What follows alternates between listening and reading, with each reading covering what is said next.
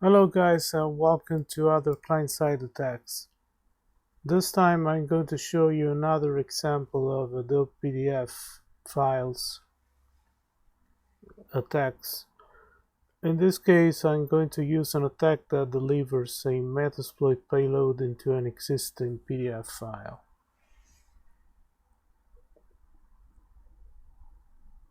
You see the relevant options. I'm going to change the file name to something a little less suggestive. And I'm going to change this other option in order to indicate what's the template file we want to use for performing this attack. In this case, I'm going to use the user manual for the Social Engineer Toolkit available in this directory.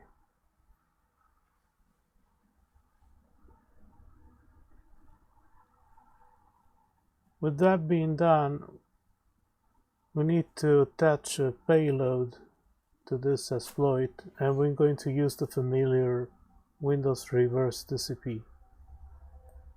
We're going to set up the listening host or local host as our Kali Linux IP address, and we're going to create the malicious PDF. Here it is. At that point, we only need to copy the PDF to the directory of our web server.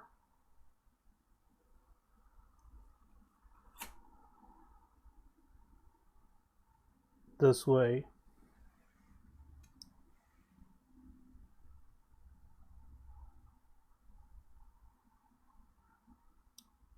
I started the Apache server already, and now we need to attach a handler in order to pick up the reverse connection from our victim machine, and I'm going to use the familiar multi-handler.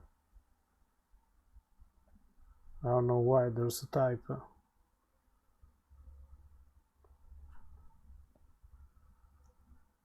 This exploit doesn't have any options. It's a custom exploit, so we need to use the same payload and the same localhost,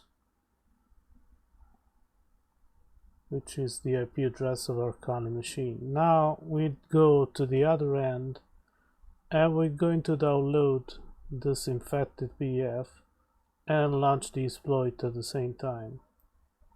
You'll notice that when I click open on Windows XP, a interpreter session gets opened on our Kali. This is the username I logged in as, Georgia. We're going to have more information about this in a while. And I could also perform a privilege escalation. Now I can drop in a Windows shell with the shell command, and we can do something interesting here. We can have more information about the local users, for example.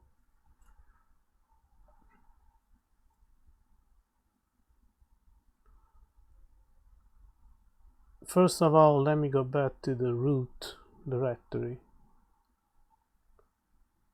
And let's launch the netuser command, which shows us all the users properly configured on the system at this time.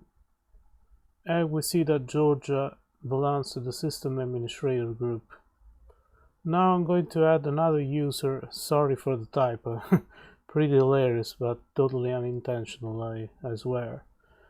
I added a user called support with password 123456, very strong, of course. Now, if we want more information about user Georgia, we can launch this command, and we can see several useful information, like the last logon, the groups it belongs to, and stuff like that.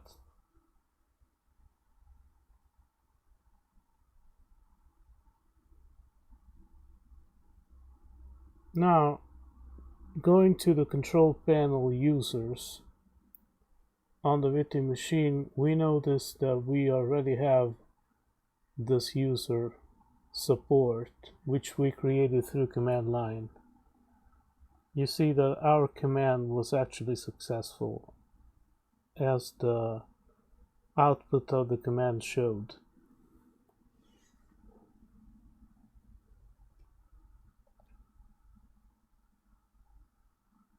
What else can we do here?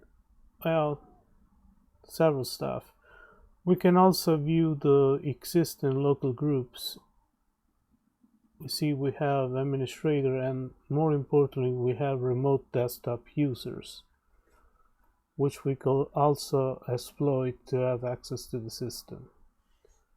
Anyway, we don't have to do anything because we're the system administrators right now.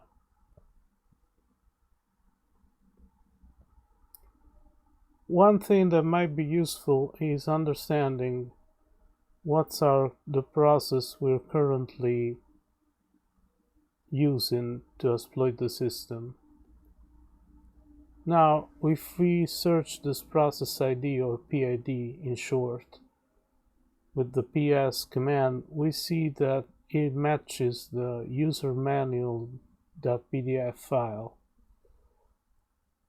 So one thing I want to do is to migrate to a different process, because if the user closes this PDF file, or Adobe Reader crashes or something like that, and for Adobe Reader to crash is not very uncommon, especially for older versions, our session would die. In this case, I'm going to migrate to a different process, and I'm going to kill that process we were in before to cover my tracks.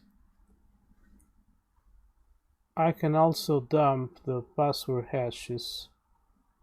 I did it already in a previous exploit, but now I added a new user, so I want to grab the latest hashes for this machine. And as this is a Windows XP machine, I'm going to name it something like XP hashes. And I'm going to use leafpad for this purpose.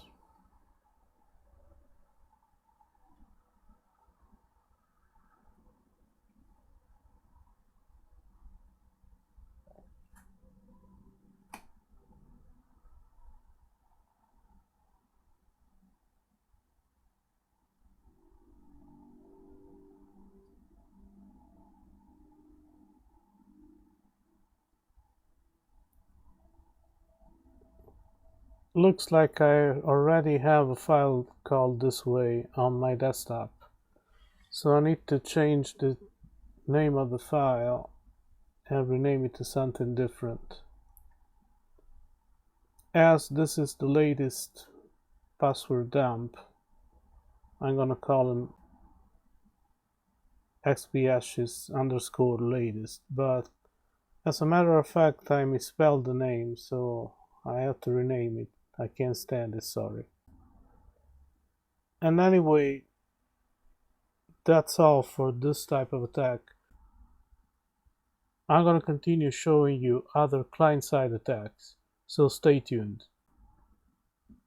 Bye bye. Have a good one.